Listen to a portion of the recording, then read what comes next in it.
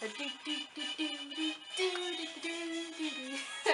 New Year, you! I hope your 2017 has got off to a great start.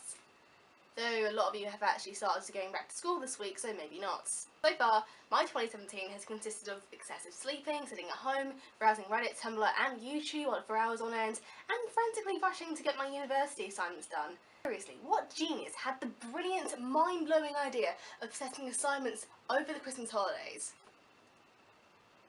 I'm a bit salty.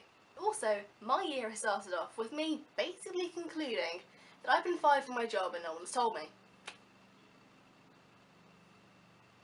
Yeah, this video was basically inspired by my salty / I ain't salty by what you're saying rant on Twitter this week. On my Twitter to see more quality as heck tweets like this.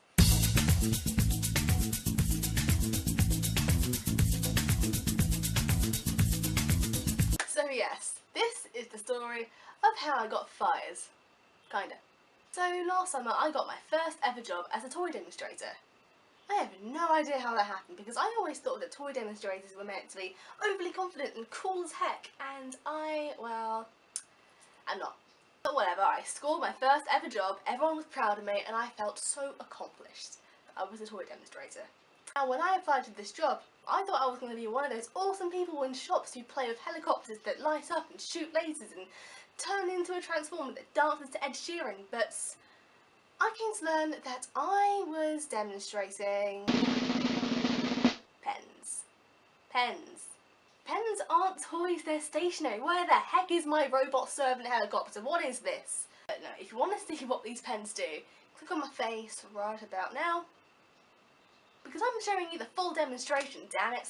This job required me to sell at least 10 packs a day of pens, and I was determined to get that commission money. But the fact that I had as much confidence as a mouse that's about to get eaten by 6 cats, the fact that I had to literally jump out at people and say, "Hey there, bunny old chum old pal, can I interest you in these pens?" Woo! Please buy from me. I want money.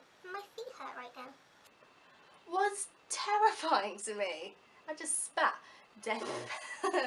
I never used to ask my teachers to go to the loo in class in school, let alone me having to literally interrupt a grown stranger's day to ask if they want to buy children's pens. During my first few times demonstrating, I used to mumble and talk way too fast because I was so nervous. Potential customers would literally come up to me and be like, "What you say, mate?" I think it's fair to say that any potential customers that came my way didn't buy from me because I didn't call them over, and if I did call them over, they wouldn't understand what the heck I was saying. Even though the pens were pretty decent, which you will see if you see the demonstration on my face, my pens didn't compare to the other toys in them. Oh my flipping, what are you doing? What are you doing? What are you doing?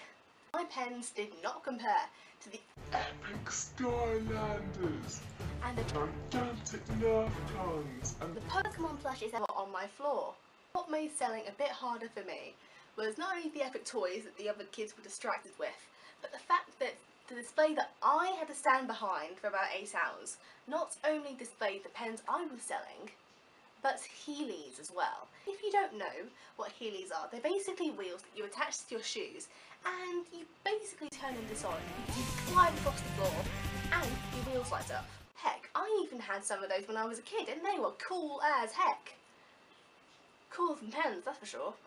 But after a few months, and when I thought that I was getting the hang of selling and I thought I actually had the confidence to actually get close to selling 10 packs a day, a new display was displayed behind me on the wall, and it became my biggest rival. mermaid tails.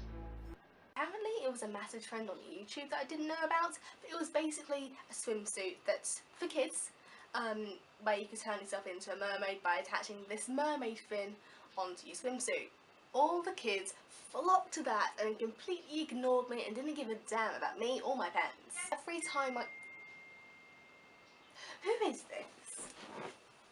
Tube strike on Monday. I need to go to uni on Monday. No! On the other side of London to get to my uni. How am I meant to get there now? Okay, I'm sidetracking. Okay.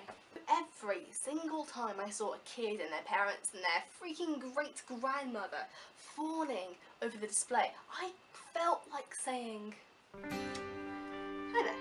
Please buy my freaking pens. I need your commission. I've been standing here since 10 in the morning and I'm here till 7 in the evening, and these flopping mermaid flop tail fins are going to make your child look like a fool in the freaking pool. They're going to look like a freaking flopping fish that's dying on the beach on a horizon at sunrise. Okay, thanks, have a good day. I may or may not have a slight hatred for mermaids now because of that. So I think it's fair to say that throughout my entire job, life-ish, sort of, I didn't sell 10 packs a day. Anyway, so the months went on and I started getting called in less and less to work. This job wasn't like your ordinary job, because with an ordinary retail job you get a set slot and a set time that you work in. Okay, so you are working on these days at this time. You're all set to start on Monday. But with me, my work schedule was literally, let's just go with the flow. I'll text you when I need you. Cool? What? When I first got this job, I agreed to that condition with no problem because I was just thankful that I got a job. But it started becoming an issue around 2 months ago because I stopped being called in altogether. The fact that I stopped getting called in during the Christmas period when people were buying their Christmas presents meant that the entire speech that my manager gave me about me having the potential to sell loads over Christmas is bull. I mean, now I've just completely stopped asking my manager if I'm working or not, and he's not contacted me since October. It's January now. If you tick me off, whether you're an individual or in this case an entire store, you will be getting the silent treatment from me.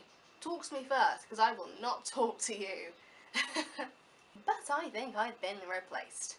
Because I didn't sell enough pens, and I didn't jump out and ask every single living organism in front of me, next to me, behind me, below me, and above me if they wanted pens. That is literally what they asked me to do. So yes, new me, time to find a new job. That's not catchy, but in all fairness, I really enjoy that job. It really helped me with my confidence, it helped me with talking clearer, and I even got free pens in the process. But that's not going to stop me from talking about this job in later weeks.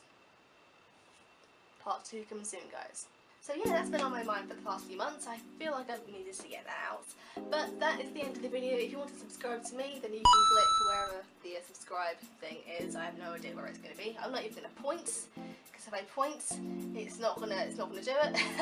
And if you want to follow me on my social medias, and yes, I will see you next week. Or if you want to tune in to whenever I stream, stay tuned for that. So yeah, see you next time.